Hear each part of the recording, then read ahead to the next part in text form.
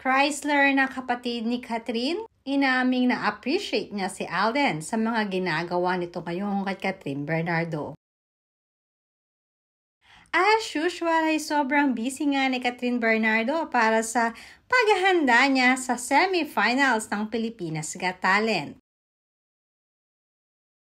Sinasabing sobrang busy ito at madami ang nagtatanong kung ano nga bang latest sa kanilang dalawa ni Alden. Matagal na kasing nananahimik ang dalawa. Ni halos hindi nga natin matandaan kung kailan nga ba sila huling nagkasama.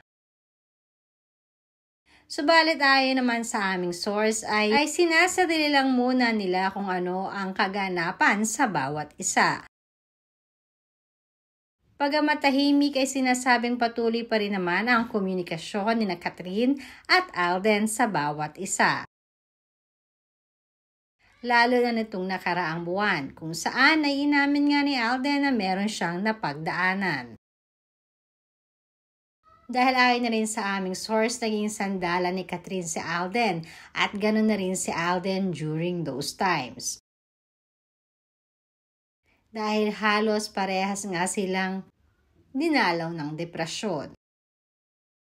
At ayon na rin sa malapit na kaibigan nila na si Joros, ay may mga times na talagang magkakasama silang nag-church at nagpe-pray na sana ay malagpasan nilang dalawa kung ano man ang pinagdadaanan nila. Ayon pa sa aming source ay kinilig at na-appreciate di umano ng sobra ng mga kapatid ni Catherine, lalong-lalo na si Chrysler. Ito ay ang naging mensahe ni Alden hindi lamang para sa kanya kundi maging para sa kapatid na rin ni si Catherine. Paalala di umano ito ni Alden sa mga bagay-bagay na nangyayari ngayon sa kanilang dalawa.